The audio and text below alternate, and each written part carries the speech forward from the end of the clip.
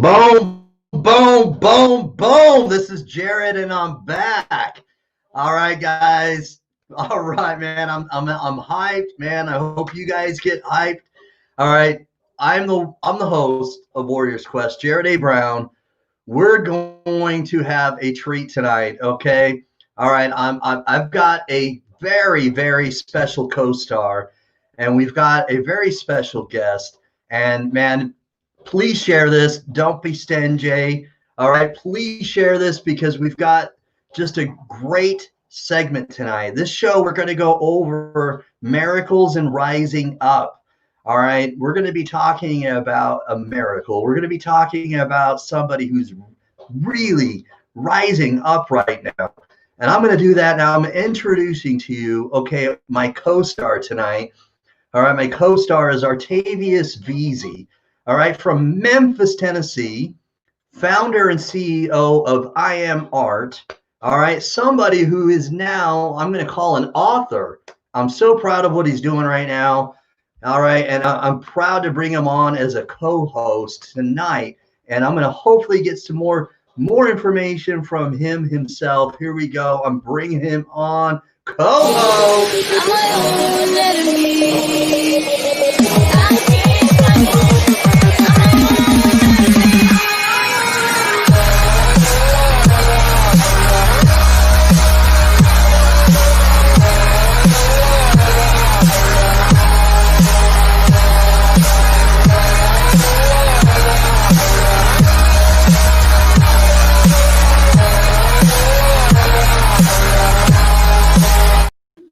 Boom! Hey. What is up? How you doing?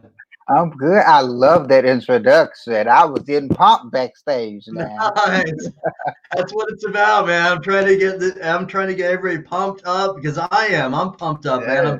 I'm passionate about this and man, I loved it when you were here the first time on Warriors Quest. I'm glad to have you back, man. You bring Thank a lot of you. excitement and you just have a great aura, and I love it. Thank you. All right, all the way from Memphis, man. I love it. So tell us what's going on, man. Oh man. First of all, 2020 has been crazy.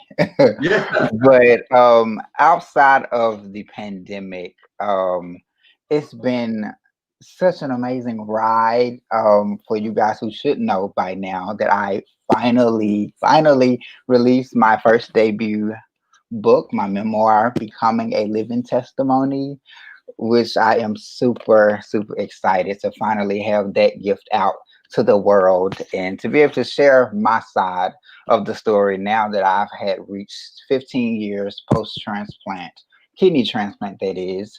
I feel like I know a little bit of something to be able to share and to give Right. tips and encouragement and motivation to those who are still on their journey towards transplantation, or just like our guest tonight who's recently just got his transplant, to be able to kind of coach or give some type of tips to longevity when it comes to a new kidney. Awesome. Man, that's cool. So, man, what inspired you to do this book? Oh well, oh my God. So in the beginning, when I was going through dialysis, I was diagnosed at the age of 3. Mm-hmm. It was hereditary from my mom, but I didn't go on dialysis until I was like 13 and a half, probably a month before I turned 14. And while I was on dialysis, there was nobody that looked like me. Like it was Yeah. always older people. I didn't hardly Uh-huh. see any black people or young people that were like being motivators or inspiring people Okay. to tell them that you can get through this. And I Right. was like, okay, maybe it's my job to do that. And the Yeah. thing and the thing that happened, which I also share in the book, is I made a promise with God.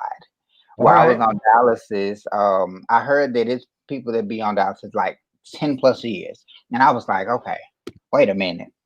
Wait. Now I tell people I talk to Hold clients like a homeboy, like a friend. Okay, look, player, look. I know I can't tell you what to do, but look, let's make a deal. Let's make a deal. Uh-huh. If you can get me through this, I promise you, I would do everything in my power and that you allow me to do to Right. share my story and to be an example or encouragement or inspire people no matter what field they're in, whether it's dialysis, whether it's anything with health, whether it's with sexuality, whether it's with whatever, Right. art, whatever. If Hmm. I have some type of experience in it, I would do everything in my power to help in every way that I can. All And right. since then, um, I've been able to finally finish it. It's been like 12 years in the making of writing 12 years because in it's the making. eh, and it was like it was my personal journal, like diary, Uh-huh. and Okay. I just got some of those pages and literally just poured out everything what I went through, what it was like Uh-huh. first going on dialysis, and all of that stuff, walking you up until transplant day, and then now All right. 15 years later, where I am now at the age of 30. All right. I'm going to put the photo back up. Hold on. So, becoming a living testimony. Hmm. Artavius Veasey forward by, help me with that. The What's the name of Pharaoh the? 69. Okay. All right. Very nice. So, Yeah. man, how old were you in this picture right here on the And cover? this picture, it was a couple months before my transplant. So I was Okay. 15. Yeah, All so right. All right. I got my transplant at 15. I was on Okay. dialysis for about 18 months. All right. All right. Hmm. Man, so this what you can also do, and I'm going to share the link here. Okay. Hold on, I'm going to put it in the comments, but I'm going to put in the comment section the link for your Amazon, where you can buy Thank it on you. Amazon. Yeah. So please, people, I'm going to put the link here. Check it out, okay, and encourage anybody to watch it or Mhm. click on the link and and buy the book. And if after you've read it, share it with somebody else. But here's a great, Yeah. great chance to buy his book right here with this link right here that I've shared in the comments section. So please check it out. Man, that is so cool. Yeah. I'm so proud of you. This is awesome. Thank you. Thank you so Yeah. much. I just, like I tell people, I'm just here to, like, the year of, I call this the year of 30 when I turned 30 in February. Uh-huh. And I was like, I've had kind of, it was a rough year, and I was like, I want to be able to relearn who I am. What is my purpose? What am I trying to do? And I really just try to be a vessel of inspiration and encouragement to people to be whoever they are authentically, and to trust yourself more, believe in yourself more, and to really go after the things that make you happy, because we're Hmm. responsible for that. Other people are not Right. responsible for your happiness. That's your You're business. Man, I love that. You're right. Yeah. That's words of wisdom right there. I like these nuggets you're putting down here and giving I us. felt a little bit. Yeah. That's awesome. So yeah, so we've got your book here. Please check it out, everybody. You can learn more about him by reading the book and just understand why he's doing this. It's Yeah, inspiring to understand your journey, and yeah, it's also great that you're going to inspire other people to be themselves authentically. And yeah. I love that. So this is great to have you as a co-host, man. Let's rock Thank this. you. Yeah. So we've got Yeah. a special guest tonight. We're going to introduce him. So Tay, Yes, we've got Jonathan Traylor and Jonathan. little Ooh. background. Yeah. All right, man. We've got Jonathan Traylor back, and thing is I interviewed this guy. Okay, Mm. Homeboy was interviewed by me just 3 weeks ago. Just three Okay. weeks ago, and he was looking for a kidney donor 3 weeks ago. He was on my show. I was trying to promote, get his word out there, and he was on my show 3 weeks ago. Okay, a Mm. week after, maybe less than a week after he was on my show, he Hmm. puts it online that he's getting a kidney. Mm. And so this is just a great story. So please, Yeah. everybody, share this broadcast tonight because you're in for a treat. All right, Oh we're going yeah. to hear about his story and what happened after. Okay, I feel like the Bachelor or Bachelorette, like the after show. Right. What happened afterwards? You know? But yeah, we're gonna bring him back like the Bachelorette, and we're gonna hear his side of the story and hear what happened after he left the show the first time and hear his inspiring stories. So please share this so everybody can see this inspiring story as well. Thanks for watching, James. And Thanks, James. Bella, thanks for watching, Bella. We've got Bella watching here. Hello, Ivy. Look at that. She's giving a shout out. All right. So we're going to bring him on all the way from, hold on, Kerrville, Texas. Hopefully I said that right. Jefferson County High School College of Learn It Yourself, because, well, that's what he does. He's a self-advocate. I'm bringing on Jonathan Traylor. Here we go. Of course, we're going to bring on a little intro here. Here we go. Very special.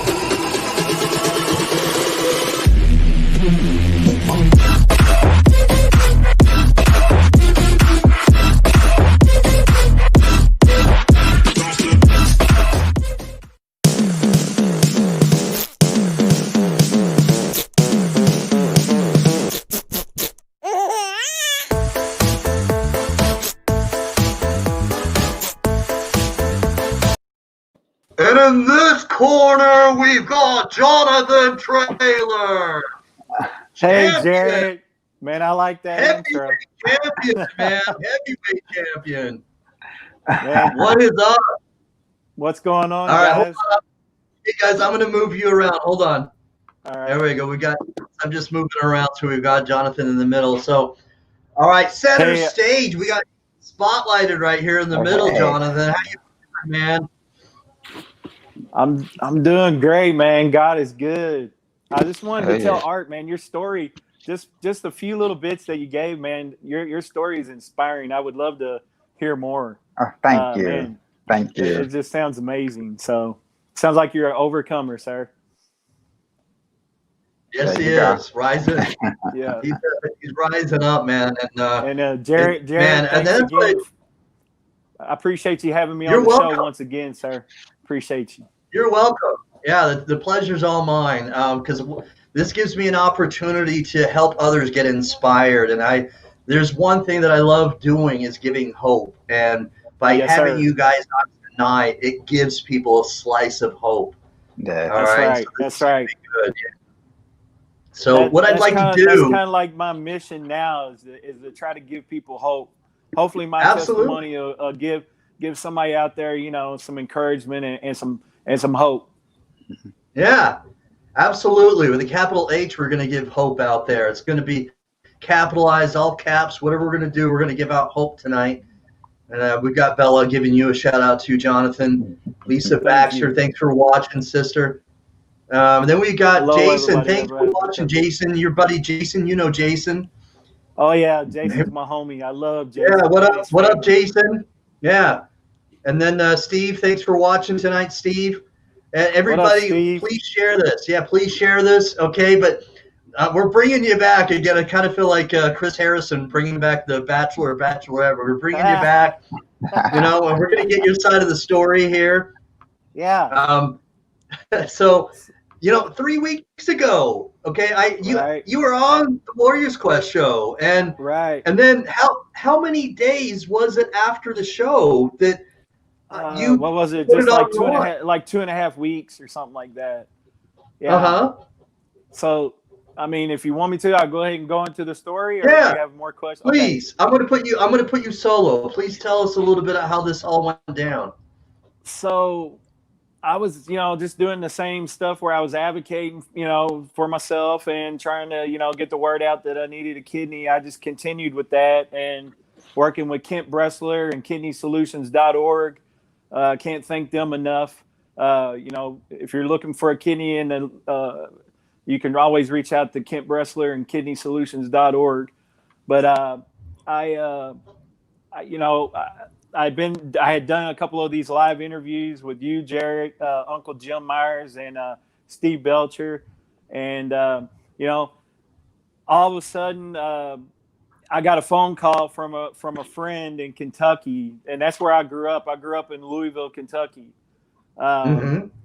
so I was in technology for many years and repaired a lot of different computers and printers, and so this person that normally called me normally reached out for technology issues. So I just, it was on a Saturday, and when she called, I was like, nah, I don't know if I'm gonna call her back. It's probably a technical issue, and I really don't feel like messing with it. Well, Uh-huh. she called my wife and said, hey, I really need to talk to Jonathan. Um, and so my wife's like, I think you need to talk to her. So, I was like, well, okay. So I went ahead and called her back.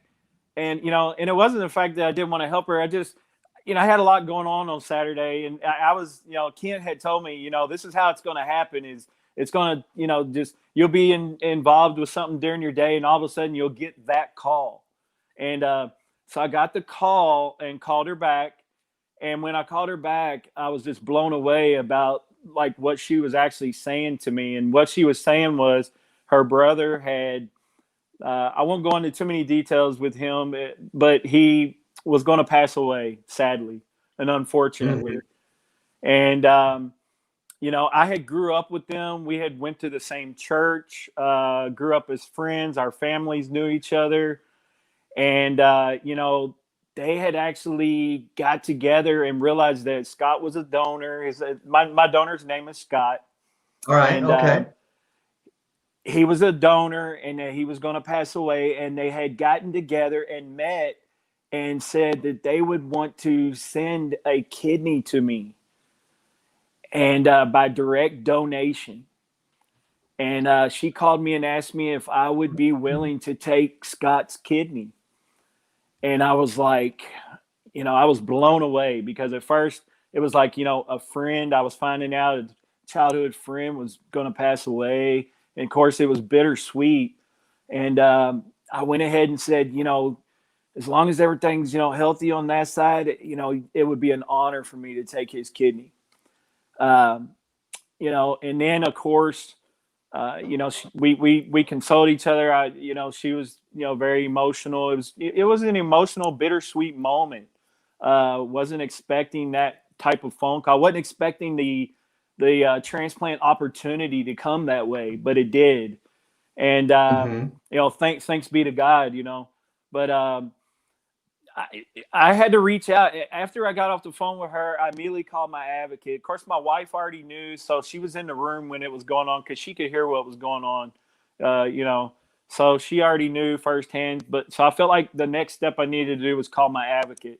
So I called Kent Bressler with KidneySolutions.org, and he's like, Jonathan, somebody's going to get this kidney. You might as well take it. He encouraged me to you probably should go ahead and take this kidney. Okay. And because what happened was I finally got a call from San Antonio Methodist Hospital. And when they reached out to me, they wanted to let me know that there was risks involved and things like this. Okay. And, at that point, I was like, I was 100%, but then I was like 90-10, and that 10%, because they kept throwing up all these ideals and risks and things like that. So it made me a little Okay. nervous. So I not only reached out to Kent, but I reached out to Uncle Jim Myers. And Uh-huh. then I reached out to Steve Belcher. And of course, I love Steve and watch a lot of his episodes. But unfortunately, when they called me at like midnight. So when I called Steve Belcher, I woke him up out of the middle of a sleep, You really? a sound sleep. Yes, yes. But you know what? Steve was gracious enough that he did speak with me a little bit, but I Oh, actually that's woke him awesome. up. Yeah, I just felt like I needed a lot of advice, and Yeah. I was, I just felt like I needed to reach out and you know what? These guys, gave me great advice. And I felt better about it. But I'm still a little nervous, apprehensive about it. But I realized that, and I prayed about it. Me and my wife, we were people of faith. We prayed about it, and my wife was like, you know what? She's like, I don't believe God's brought you this far to give you a bad kidney. This is divine. This is your opportunity. This is a miracle. You need to take advantage of this, even though it's coming in a, unfortunate situation where a person is going to lose their life. This is a gift to you, and you need to take advantage of it. And, after that, I felt like 100% that, for sure I needed to take this kidney. And so after they had called at like midnight, I had to be there the next morning at 6 a.m. And so Wow. I tossed and turned all night. I could not sleep. I probably got about an hour of sleep. Uh-huh. And I All right. live about an hour from San Antonio. So I got up at like 4:30 and we rushed to San Antonio, about 5 a.m. and got there, like walked in the door right at 6.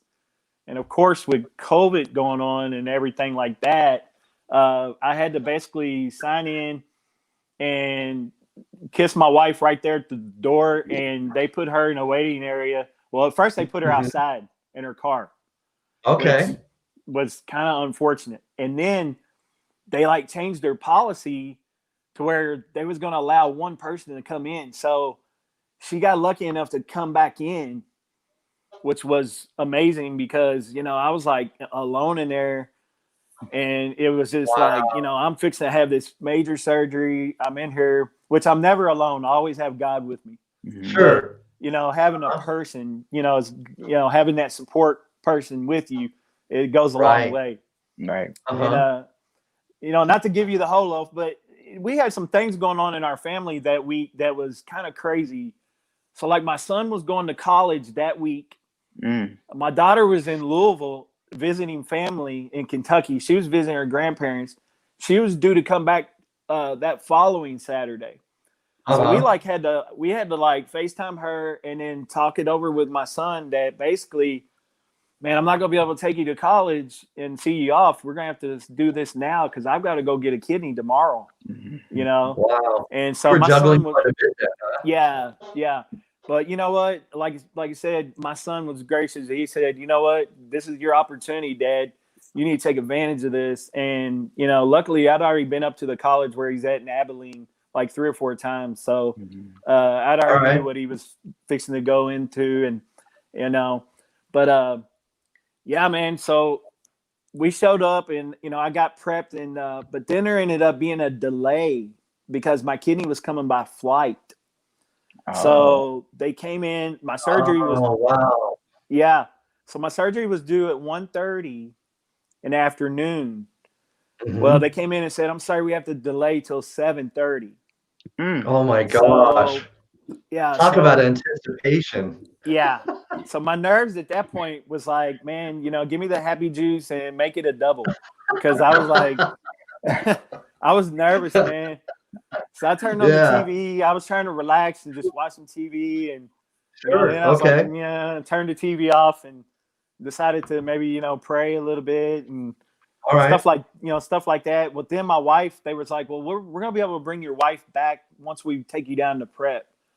So that made me feel a lot better. And of course, I'm going to give Methodist transplant and specialty in transplant down in San Antonio. We'll give them some props. Man, they were amazing. Their whole staff was amazing. Good crew, huh? Yeah, everything from the PCT, housekeeping, the doctor staff. I never asked for anything. They always made me feel at ease. And their whole crew, man, was just amazing. They have high ratings, and I can see why. Their whole staff was amazing. So the surgeon came in and he talked to me again about the risks and stuff and told me that there was minimal risk. He said, you have nothing really to worry about. This kidney is going to be in great shape. And, of course, I got down there and got prepped. And, I had a little bit of fun time with my wife and my daughter. My daughter called in and FaceTime. And, of course, they had already given me a little bit of the happy juice that I call it, happy juice. So I was kind of loopy. They have a video that they haven't posted on social media yet. I hope they don't, because I was being kind of crazy. But please don't. Yeah.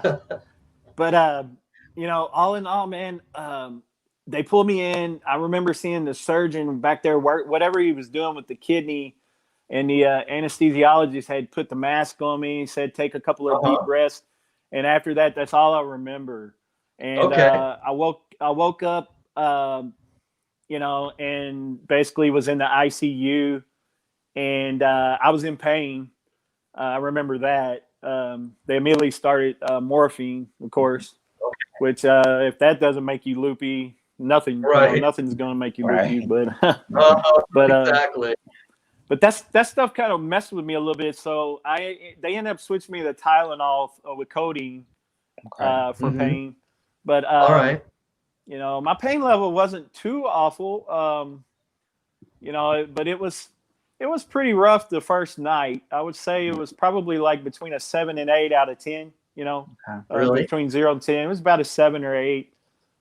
Even with the morphine, that brought it down to maybe like a 5. I had a lot of pain in the incision area. And of course, the next day they got me up. Like I was up the next day, moving around, walking. They're gonna get you walking. Yeah. So I was like, they was like, well, we need to get you up. And I'm like, what? You know? Really? But yeah.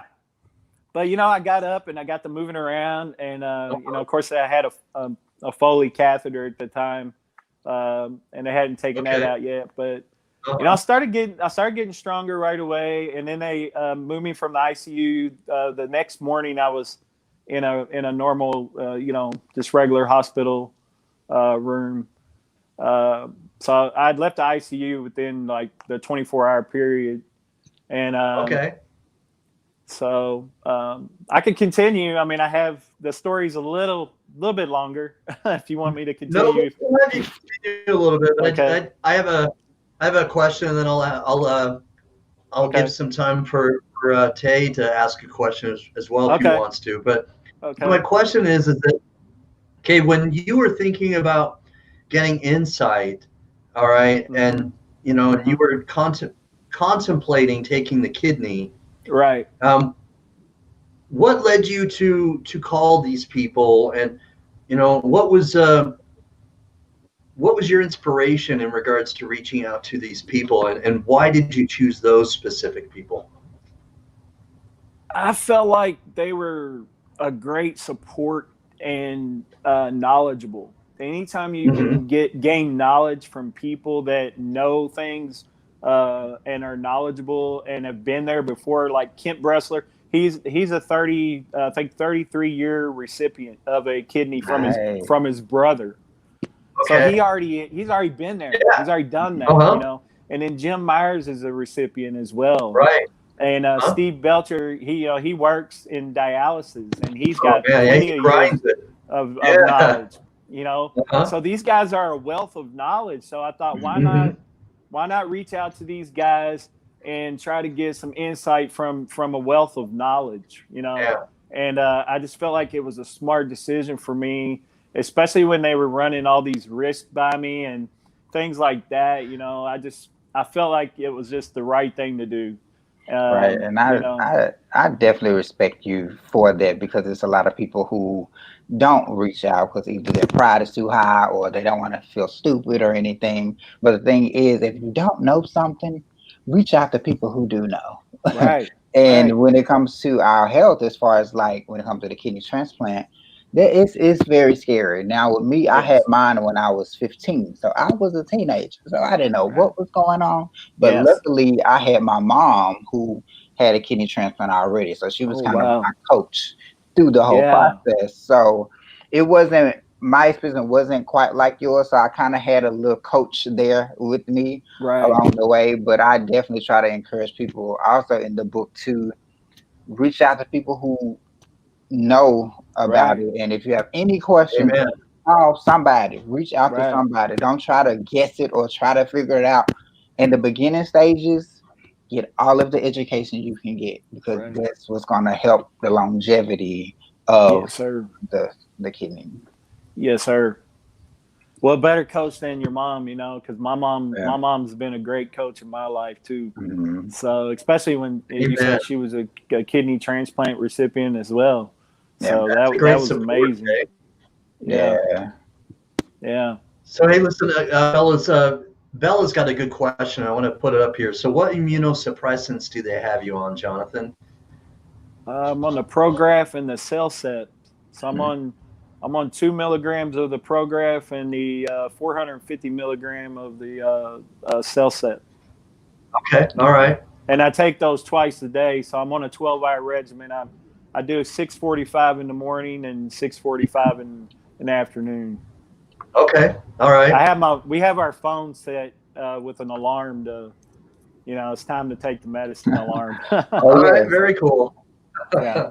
After a while, it'll That's become good. like clockwork. Yeah. Right. Yeah. Right. It pretty much already is after a couple of weeks now, but Sure. still good to rely on the alarm. It is. Oh yeah. Right. You can get distracted easily, but yeah, you're getting used to it probably by this time, huh? Uh-huh. Yes, sir. So I'm learning So- all the meds. I had to get a bigger tub, but I'm learning Right. a lot of meds. Yeah. And in the beginning, sometimes you're on a lot of meds in the beginning, and as time go on, they will slowly like trickle off some of them. Because I think when I started, I was on 7 different medications, Uh-huh. and then now I'm on just 4. Oh, wow. Yeah. Great. So I have the same great. thing. The Prograph. I'm on Okay. 1 milligram Prograph. Uh-huh. I'm on Okay. the Cell Steps as well, but mine is 250 milligrams. Uh-huh. And I'm on a blood pressure pill, lisinopril, and then I'm Okay. on Right on. iron, furious Okay. sulfate. So those are the ones that I take outside of like daily vitamins and stuff like that. Right. But yeah. Yeah. One of the things that I'm so excited about is I'm off those renal binders. So, because I had a lot of meds that I was taking and along with those renal binders, they took up a lot of room. And I was taking the calcium acetate and the Renvela together, and per meal I was on 4 of those. So 4. yeah, well I had to take 2 and 2. So Yeah. Okay. yeah, but now when I go eat, I did that for 13 months. So now when I go eat, it still hits me like I want to ask my wife, hey, I need oh wait a minute, I don't need those anymore. Right. So but It's still probably almost second nature, huh? Yeah, it did become second nature. And now with the fluids, because I was so minded, I had trained my mind to I could only have 32 ounces. So now I'm got to get used to drinking more and more and more, to try to Fluid, keep the fluid level and stay hydrated. And so I've been struggling a little bit with that, keep myself, hydrated. Because like I said, in my mind, it's like, oh, wait a minute, am I supposed to drink this? Right. Maybe I shouldn't drink so much. No, I'm supposed to drink more. So, it's you got to totally retrain your mind. Right. And I used to be the exact same way. Like, I'm not thirsty. What you mean? I'm fine. And my mom used to always tell me, if you're thinking about water, just go on and drink. I'm like, well, I don't be thinking about water. Like, well, just drink it. Because, I think they say you have about 8 glasses a day. Right. And that's a lot. You feel like you have a great mom, Tay. That's a lot to Yeah. think about. So I just bought a bottle that's big enough where I can just drink 2 of these big bottles, and I had my count for the day. There you go. But I drink water like it's nobody's business. Right. Right. Well, see, prior to being on dialysis and kidney failure, I was a soda drinker, and so I was a large man. I was 350 pounds. Mm-hmm. I'm now 200. Oh my God. Yeah, I'm 216 right now. All right. God. All praise and honor goes to God, I tell you. Yes, I mean, I know we're talking about your transplant story right now, but when I had you on the first time, we talked about your story to that point and how you lost all that weight. That is inspiring. Yes, sir. It's so. I mean, I feel great. Due to the renal diet and exercise. Is it? Okay. Yeah.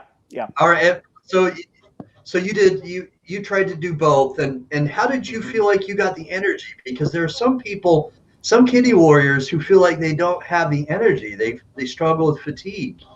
Mm-hmm. I had to just push through it, and I had a mindset I wanted to live, man. So I just basically at the beginning I started pushing through it. But you know what? I found out through when I switched to home hemo and started doing more treatments, because at first in the center you only do the 3 treatments. I turned out to do 5 treatments a week. Okay. And when I did that, I had more energy, and I was able to do the exercising and things like that. But man, I just had the self will, man. You had to get your mindset right and just say, hey, look, I want to do this. And I found out after doing the exercise, I started getting energy. I started gaining more energy by doing exercise. Yeah. And I started off with just a mile a day. And then I built up to 3 miles, 4 miles. Started riding a mountain bike, things like that. Yeah, I've already been on the doctors about trying to get on the mountain bike, but they won't let me. They won't let you? No, it's too early. It's too early. Yeah, it's too early. Because they don't want you to risk falling and anything. Yeah. So Denise has a question here. I know the answer, but I won't let you guys answer it. So you have to be on those 2 meds forever, even after all those years? Yes. You have to keep the kidney immune suppressed. Right. So basically those are anti-rejectant pills or medication. And I used to say the same thing when I first got the kidney and they were telling me about the prescriptions and stuff like that. I said, so I have to take these forever? Like forever, ever? Yeah. And she was like, yeah. So she was like, okay, let me break it down to you like this. Look at the kidney as a foreign object in the body. Yeah. And naturally, for our bodies that encounter foreign objects, they attack it as if it's not supposed to be there. Right. So the anti-rejection meds are used as like shields to let the body know, hold up, this is supposed to be here, chill out. It's going to be okay. This is supposed to be here. And that's how they explained it to me. And I'm like, okay, makes sense. I got it. Okay. That's a good explanation. Yeah. Right. So yeah, but I would definitely like to ask. I don't know if you mentioned it. How many medication are you on, like total? It's between probably 12 or 14. Okay. Now the last time I went to the clinic, they took me off of the renal binders, and they took me off of the Lasix. Okay. Yeah. So, but I've added about 3 other ones that they're going to keep me on for a little bit longer. I'm only into this healing about recuperating for this is my 3rd week. Yeah. So they told me more meds will fall off as I go. Yeah. And now they've this past appointment, I was going to go twice a week down to the clinic in San Antonio, but now the doctor told me I'm doing so well that he only needs me to come back now to do once a week.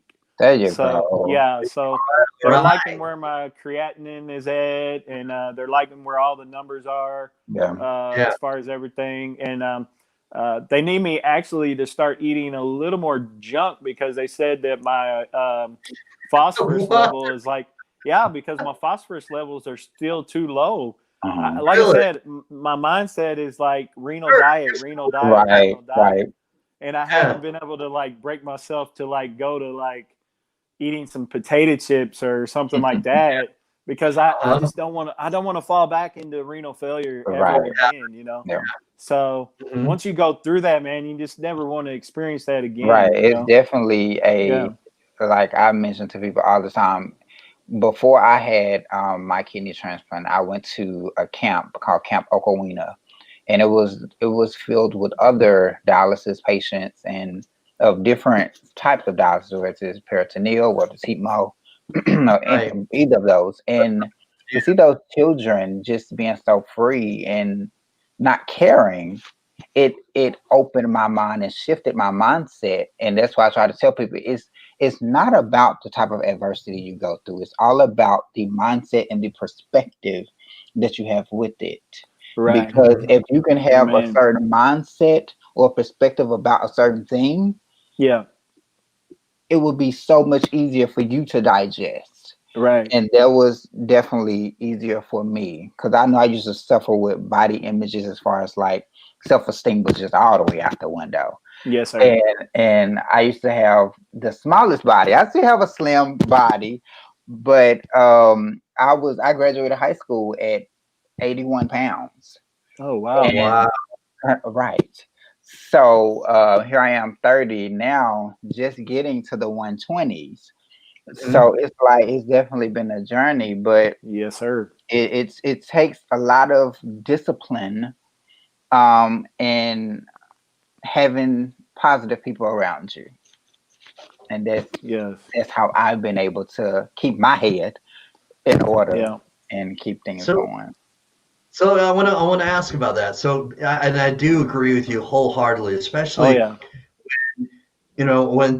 when things are going to not go your way, and when you're having things when you have obstacles that come into play, because like you said, this year, okay, has gone to in a handbasket, right? I mean, it's just been a year, right? So Right. when there are things that happen like this, and we've had such chaos, um, tell us, tell us, Tay, how you find support, and how do you find positive things, and how do you keep that mentality? Because it is Well, important. You're right. yeah, for me, the biggest thing I developed this year was learning to protect my own peace. Hmm. And when it comes to that, is just be mindful of the company you keep. Okay, that's a Like good that's one. the simplest way I can put it. All right. Just be mindful of company you keep and focus on you. Like what and I do this a lot. What makes you happy? Like Yeah. what is the thing that I love doing? And for me, it's always sharing my journey or documenting because I listen to Gary Vaynerchuk and he always talk about documenting your journey versus creating Documenting. content. Uh Right. huh. So that's what I've developed over the past couple of years is I just document everything. I don't be so strict or hard on myself about okay, I gotta post something today. But it's all about okay, just taking people through your journey. And for you, Jonathan, it's gonna be a time where it's gonna get hard. And it's just the first year. But it's all a process. Within that first year, it's gonna be crazy because I know with me, I went through what was it dehydration twice, and just from Wow. not drinking enough water. Because you're not. I Because thought I the was drinking fluid. enough, Yeah. So right? you So that's feel why I what he's. said Yeah. whatever you do, if you don't get nothing else, drink water because it keeps everything flowing. But Yeah. I remember, like you say, you was on 12, 13 pills. I think my mom, if I'm remembering correctly, she was on 17 pills when she started. And of course, as time went on, it went off. I know for me, that first Mhm. year, that's when a lot of my medications dropped down to their main four. And as Okay. also as time go on, like you said, congratulations on now just going once a week instead of twice. That's a Thank you. great Yeah. thing. It's a Thank you. great thing. Thank you. And as time get on, you'll be able to go just twice a month, once every 3 months, once every 6 months, and then be like Yes. me now, where it's just once a year. So it's like the more you get in tuned with your body and how certain things work, I would say pay attention to your body, figure out what it likes, what it don't like, as far as how certain Yeah. diets react to your medication. Hmm. Just pay attention to that and just try to learn as much as you can. I'm now here for you if you need anything. I'm a I call appreciate away, that. and just learn as much as you can, and just stay around positive people because it's Okay. gonna take you a long way. I That's appreciate that. good. Yeah. Words I'm of pretty wisdom. fortunate. I'm pretty fortunate. I have a real strong support system, Mhm, which starts with family, mhm, and friends, and um, you know, back to what you were saying. For me, acceptance was the main thing for me in my mindset because, at first I wasn't like started into dialysis or told I was going to have to go into dialysis. I mhm. basically was forced to go into dialysis because I just about passed away from all the toxins and potassium that was in my body. I didn't know I was as sick as I was. So, I had to do some soul searching and accepting right away. And I didn't have time to have a negative attitude. I had to start being positive like right away, Right. because I didn't have a choice. It was either you need to accept this, you got to go on dialysis, you're in kidney failure, and it wouldn't have done any good for me to be negative or have a negative attitude. I probably wouldn't be sitting here right now. But I had to just be open-minded to whatever the doctors were telling me. I had to, listen and learn, and like I said, I'm lucky and blessed, if there's a such thing, because I'm lucky to be here and I'm blessed to be alive. God had a plan for me, and to use my life and my testimony. But I was also surrounded by a strong family support unit, and there's many people out there that don't have that, and Oh yeah. it's got to be even harder on them, because it was hard. My journey was hard. Yeah. And as you know, I mean, your journey was even harder. I couldn't imagine going through kidney failure as a teenager. Your teen years are hard enough. Thank you. So, People don't understand that.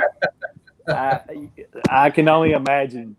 Yeah, Right. it's definitely like you were saying, it's definitely it forced you to shift your perspective quick. Yes, sir. Mhm. It's like, Yes, sir. okay, so we either gonna fight this thing or you gonna sit here and suffer. What Right. you gonna do? Right. It's a choice. And Yeah. sometimes it takes that tough love, like, okay, this is what we're gonna do. And that's one thing I appreciate about my mom, because sometimes, mothers and teenagers, Oh yeah. I haven't we even met your bad mama. sometimes. Right, but she was very like direct, and she was like, look, what we not gonna do is sit here and just procrastinate or sit here and cry about this, because we know what we gotta do. So you're gonna get that on out. If you're gonna cry, do what you gotta do, but when you finish, come out, because we gotta go. And you just gotta get in it, because there's no time for you to think about it. Because I know for me, I tell myself all the time, I'm a stubborn perfectionist. I tell people that. And my thing is, if I allow myself to ponder on an idea, my subconscious will talk me out of it. So it's like when I have an idea or when I have something I want to do, just go. Just do it. You'll figure it out along the way. Don't try to plan everything, just go. If you want to go talk to these people, talk. If you want to reach out to this organization, do it. Whatever it is your heart tells you to do it. Do it, because you never know. There might be God trying to use you as a vessel to be a blessing to somebody else. Right. So do it. Nice. Appreciate I like that. it. Yes, sir. Yeah. That's a great mentality. Oh yeah. This is good information, because again, we're bringing hope here, everyone, and this is inspiring. We've got someone right here who's rising up right now. We've got a miracle, Jonathan Traylor with his miracle. I mean, the whole idea and the whole way, all right, that this person was introduced to you that was about to pass away, and how they were telling you and communicating the opportunity to take advantage of this, Jonathan. Wow. I mean, how else can you explain this other than just inspiration, that this was just, through prayers and how your family was together and united, and your friends and support system? Yeah. I mean, like I said, I wasn't expecting the kidney to come in that form, but God works in mysterious ways. Oh, and he knows best, and so I believe it was divine intervention that God had this plan. I can't explain it. I know a person had to pass away in order for me to get the kidney, and that's the unfortunate side. And I want to reach out to the family and send a shout out to them and let them know that how much I love and appreciate them for reaching out and offering me. It is a great honor for Scott to continue on and live on in me. I really appreciate you, and I words can't express the appreciation that I have for you and the family. for reaching out to me and thinking of me. You could have just went on, about the business and just not even thought of me, but you guys thought of me and you reached out to me and gave me the gift of life. And I'll forever be in your debt, and I'll forever be grateful to you for that. And we need more people that can donate, and we need more people that will do this and become donors. As you know, there's more people on the list than there are kidneys available. Oh yeah. And so we need more people to be open to being a living donor and deceased donors. A lot of people are miseducated. Education on this go a long way. Yeah. And we need more education on this because, there's a lot of people that I came in contact with in my journey that didn't realize that you could live with one kidney. Mm-hmm. And they were shocked to believe that, or shocked to find that out. When I told them, like, it's true. You can live with one kidney, and you can you can share your spare, you can share your other kidney and help somebody, live save their life.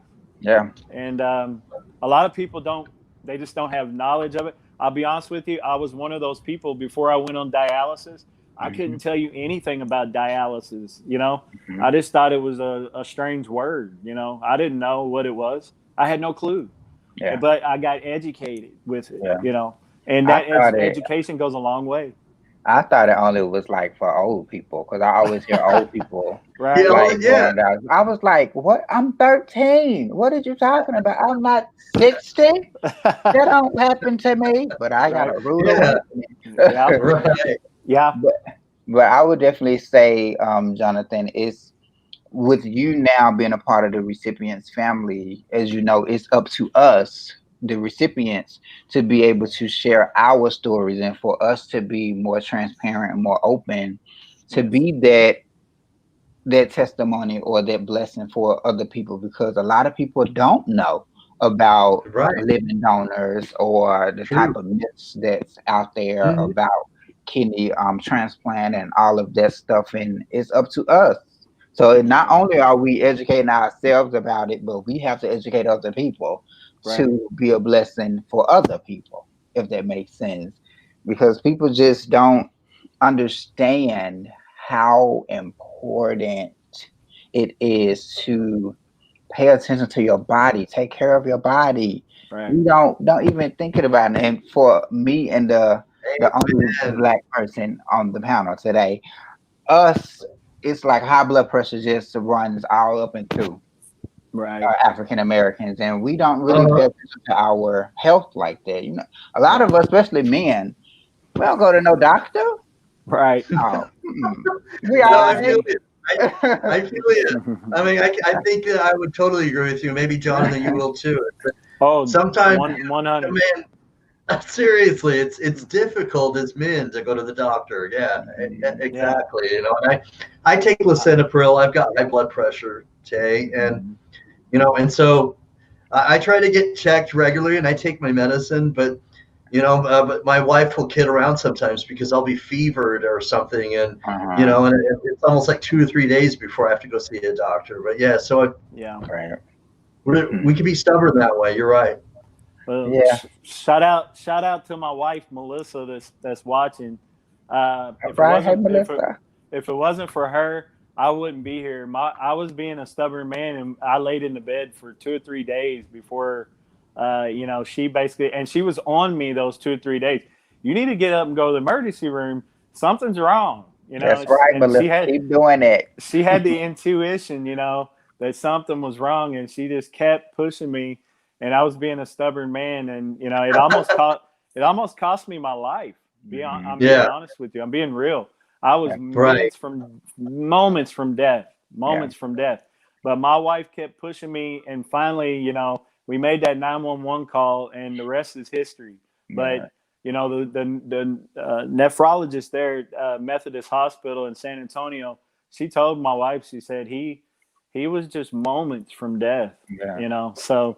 And it's funny how God put certain people in our lives, or put them in our path, for certain reasons. Right. And sometimes what I had to learn through life is we may not understand why some people are here. Like, you're not benefiting me. Why you here? But it's certain points and certain reasons why certain people are there. And your wife Yeah. was purposely placed Oh there yeah. for that reason. Oh yeah. No doubt. Yeah. No doubt. Well, Denise Simmons is saying that's exactly what you're doing tonight because I'm waiting. They keep telling me, and I'm at the top of the list, that this is really great to help me. Thank you so very much. So, and that's exactly what we talked about, fellas. At the start of Yeah. the show, we want to bring hope, and Yeah. Yeah. that's, my gosh, each story that you guys are telling, and what you're doing, telling your journey with your book, Tay, it's just amazing. And Jonathan, hey, miracles, just so many different ways that you've had inspiration, and God has given you grace. Yes. And so Denise, I am proud to call you my friend. All right, and I want to give you hope, Denise Simmons. All right, you know You got that it. I'm rooting Yeah. for you. I'm rooting for you. All right, Oh yeah. and we will give you hope because Then just like God loves every single one of us here on this panel, He loves sorry. everybody acutely, every single person. Some people, I wonder why He loves them because they do bad things, but He does. He loves every single person. And He loves you, Denise Simmons. He loves Yes. you, and He's going to Yes. watch over you. He's going to protect you. It's patience sometimes, okay, patience building, but He does love you and He's going to watch over you. You just have to be patient, but you'll get the call, okay? Yes. And Yeah. hit me up, all right? Okay, shout me out and let me know when that happens, Denise, but it will happen. Yes. And it made me think of something my grandmother always used to tell me when I was younger. She said, God does things for a reason. There's a reason for everything. And it used to piss me off because I'm like, why would he put me through this? I didn't do nothing to nobody. I'm just a teenager living my life trying to figure out who and what I am. And this is what happens. How is this This helping is what me? Little did I Yeah, know. it's 15 gonna years mold later, you. I needed to go through that to be who I am today. Because we all have assignments, whether we Right. believe it or not.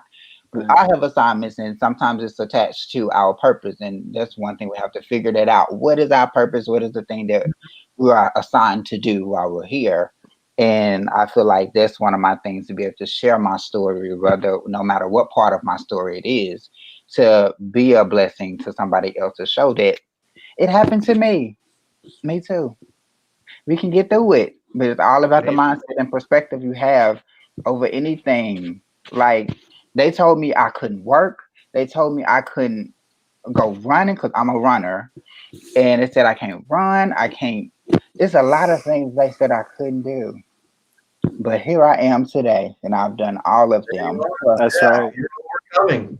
Right. Amen. So it may Amen. be, we may can't do it like normal people or people that has not been diagnosed, but it's always a way around everything. They may can go A D Z, but we have Right. to go A B C D E. We have steps to get there, but in the end, we will get there. But the thing Yeah. is, It's a you have to different have route. patience. Yeah, You have to it's a believe in different route. yourself, and you have to know and want it enough to know that this kidney or this transplant is going to happen. You just get yourself mentally ready for that day, because that call is going to happen. You can think about what you're going to be wearing when you get the call. Where you going to be You at? hear Are you that, going to be Denise? looking at Yeah. TV? So you set yourself up and speak it into existence. Speak it into Yeah. the Amen. universe.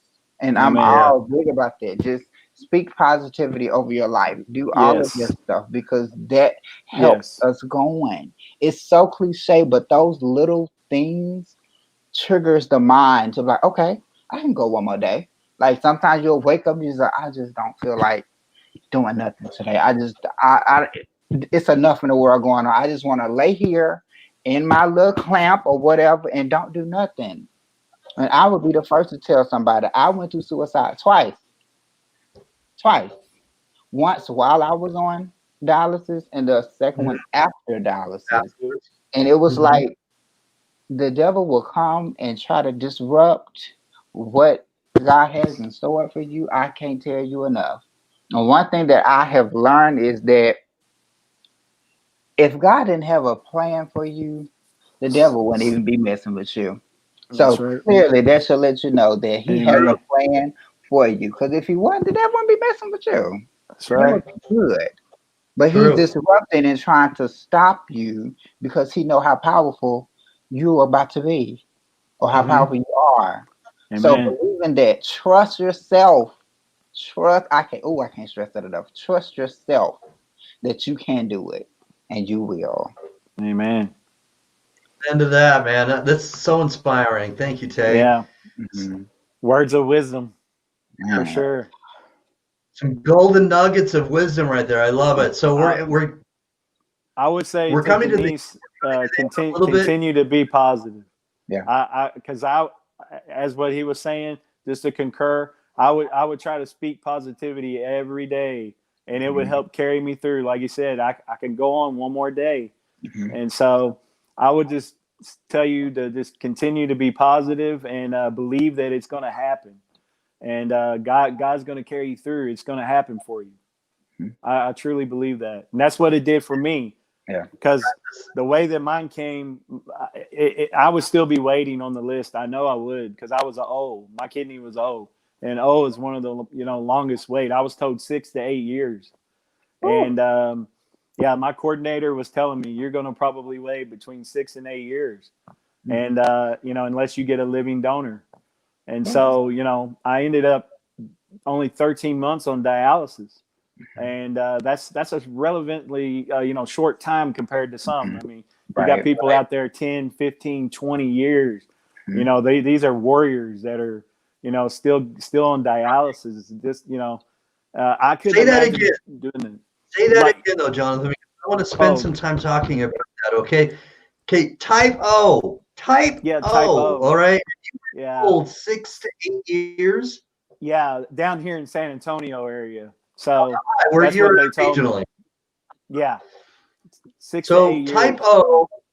Okay. And you're like, oh, no Yeah, problem. It's got me. And that's what's yeah, going on. That's again, this is inspiring. Okay. And that's why I yeah. wanted to roll back on that. 6 to 8 years. Yes. And and the faith and to put it out in the universe and for this to happen, it's Mhm. not a coincidence. Okay, this is an So inspiring story. if you don't mind me sharing just a brief minute, I had a lady reach Please. out to me on Facebook, and she sent me a private message and said and told me. Now I'm a person of faith, and I believe in people receiving words from like a divine word from Mhm. God. Mhm. And so she told me, and I don't really know this lady, but she told me, she said, I've been praying for you, and God is going to send you a kidney. He's going to give you a miracle. Mhm. Okay. I kid you not. The phone rang the next day. Mm. Wow. Mm. That Wow. Saturday, the Saturday is when I got the phone call. The lady contacted me like the day before Mhm. and told me this. I was Mm. thinking when she told me, I was like, oh yeah, sure. Maybe in a couple of weeks, something like this will happen, or maybe in a couple of months, or maybe a couple of years down the road. But I do believe God's got me. God has me a kidney. Mhm. I kid you not. That Saturday phone call. Now, Wow. you tell me if you don't believe in miracles. I mean, that's if anything, that's a miracle. It's just a It is. miracle. And Absolutely. and I just, like I said, the power of positivity, faith in God, all of that came into play for me. So I can't stress that enough. And you're, reaching out to your support. If you have a great support, they will encourage you. Especially people that are recipients themselves. People that's Yes. already been there and done that. You know what I'm saying? Mhm. Um, Mhm. so those type of people can encourage you and give you advice, and reach out to them. They're your best support group. It's people that's already had transplant or been through, dialysis, things like that. But man, I mean, but just keep staying positive. That's the main thing. Not I saying you're would not. definitely. Yeah, I'm sorry. Go ahead. I was just gonna say, and it's not that you're not gonna have bad days. You're gonna have bad days. Right. I've had bad days. I Oh, had I some still have them days. too. Yeah. But when you start thinking about the good things that have happened to you and what you've already faced and what you've already been through, it's like, man, I've already faced death. I've already faced dialysis. I've already faced kidney failure. I can face anything. I'm not Right. Nothing afraid. can stop I'm you. not afraid anymore. And Yeah. people don't realize that, it's like the confidence that it gives you Yeah. when you go through things like this in life. It gives you like this ultra confidence, like I've already been through these things in life and I can conquer. I'm more than a conqueror, Oh yeah. Through Christ Jesus, our Lord. And the joy of the Lord is our strength. So the Heavyweight the champion. strength is there. And, God just, gives you that confidence that, and, once you start realizing all these things replay in your mind that what you've already faced and conquered through him, you can face anything in life. And I don't know. I felt like sharing that with somebody. Somebody might be listening, maybe going through something. And but hey, again, Jared, man, I really appreciate you having me on and let me share my stories and let Yeah. me talk. I'm a talker, brother. Yeah, and then No. from your last statement, you made me think. I can't think of what is said in the scripture, but it's something like, "If God be with me, who could be against me?" So, Right. and that thing is, you don't need nobody else. Right. So as long as you believe in yourself, and even if you don't believe in yourself, believe in God, Christ Jesus, you'll be fine. And I don't know if Right. you heard, but have you heard on how much faith you have to have? A grain The of a size mustard of a seed. mustard seed. That's Do you right. know how good that is? Yeah. Yes. So, and one other thing I would also like to say is to maybe for me it helps me practicing meditation. Hmm. That has been another big thing for me as well. It when protecting my peace is meditation. You just separate yourself from people when anxiety or things get too heavy. Let me just back up and go and take a couple breaths and listen to your thoughts and stuff like that. That may help. Now in the beginning it might feel weird. You might, okay, I don't know what I'm doing. But as you continue to do it and you get it, it'll make sense. And it helps me a lot. Okay. All right. I like Well, that. thank you Stay for that. centered. Thank you for that. Yeah. Very nice. So we're coming to the end, and what I'd like to do is just give each of you just a short sort of solo, and I'll put you solo for the screen here. But Tay, why don't you give us, any last words and then any shout outs if you want to give any shout outs, okay? Okay. Well, first of all, thank you, Jared, and everybody a part of the community of the outreach family. Thank you guys so much for having me again. And it would really mean a lot to me if you guys go check out my new book, Becoming a Living Testimony, where you literally get my life from birth up to where I'm at now at 30.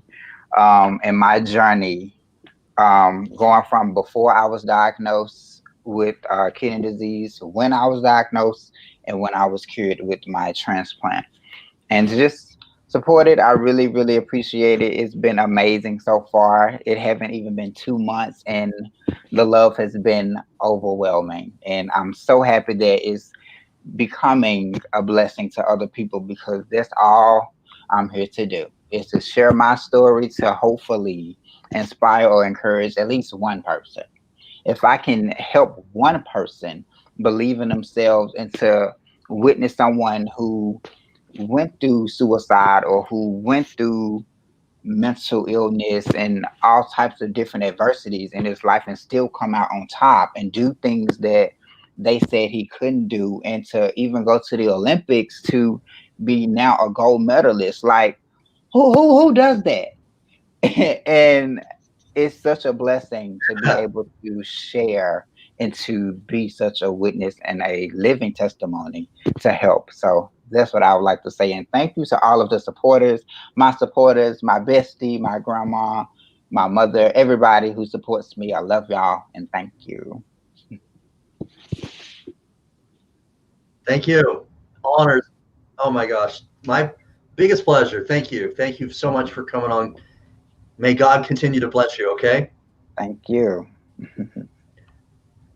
Welcome. So, Jonathan, you're on the hot seat. All right. I want to have you give your shout outs and any last words of encouragement, so on and so forth. Your turn. Well, first of all, I want to give all the glory and praise to my Lord and Savior Jesus Christ.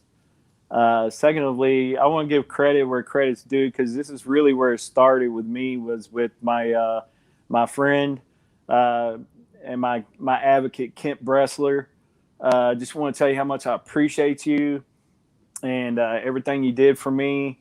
And kidneysolutions.org. If you guys get a chance to go check out their website, there's many people on there that are still looking and searching for a kidney. I'd like for you guys to check out that website. I want to give credit to my wife. She was my caretaker while I was on home hemodialysis, and she's an amazing partner that God's put in my life. We've been married, now 19 years. So I just want to tell her, how much I love her and appreciate her, everything she's done for me. My son, Jet Traylor, he's Jonathan the second. He goes by Jet. I love you, and I appreciate all your support, and appreciate you being there for your dad when he went through all this, and being understanding. And I'm praying for you while you're in college. And to my beautiful daughter, Mackenzie, I want you to know how much your dad loves you. And I appreciate your support and all your prayers and everything that you did for me while I was going through this tough time in my life. And I want to say I love you to all my friends, family, and I appreciate all the love and support. Anybody that's had a hand in my treatments, DeVita Kerrville, Peterson Hospital, Methodist Hospital, Methodist Transplant Specialty, anybody that's had a hand in my treatments. I've had nothing but positive experience, and everybody's been great and gracious. And I appreciate all the interviews, everybody from Uncle Jim Myers, Steve Belcher, Jerry Brown, all you guys that have had a hand in my transplant, in my treatment. By doing these live interviews, you've allowed me to express myself and share my story. And one thing that I would like to tell everybody that's out there, if you're on dialysis or if you're on the waiting list, is there is hope. Please hang on to hope. The word hope. I have a Facebook page called Hope for Jonathan. Give the gift of life.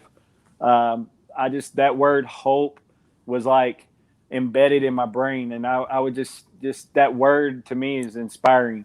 Is hope, and there is hope.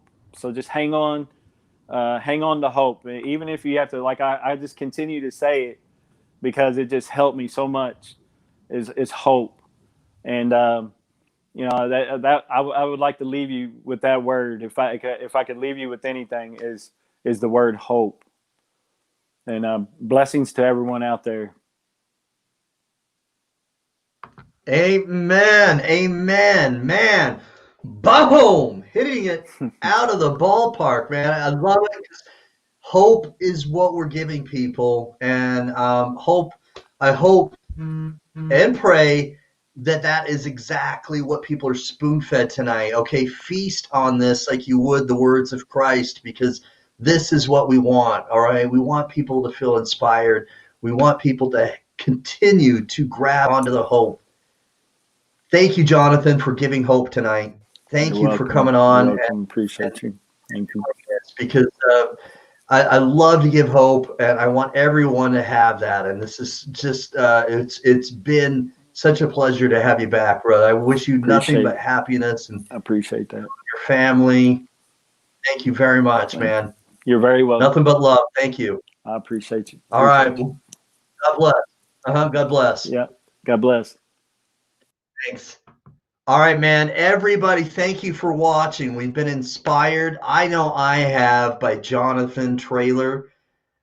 His story alone, man, is inspiring. The way he lost weight, the way he was nearly on the brink of death. His wife, his support system, everything that's come into play, and then Tay.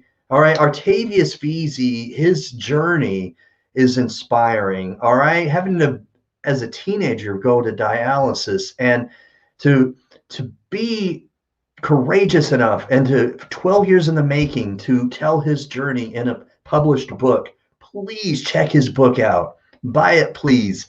All right. Let's continue to inspire and give people hope, because that's what we need to do as a kidney disease community, is to come together and help everyone. So God bless you, everyone. I'm so excited that I have this opportunity to give hope. May we continue to do that. And if anybody wants to get their story told so that we can give you hope, all right, please hit me up. I'll get your story told so that we can give you more hope, and hopefully have someone watch this broadcast and feel inspired to become a living kidney donor for you. So please hit me up. All right. Thanks for watching, everybody. You know I love you all. Have a good evening.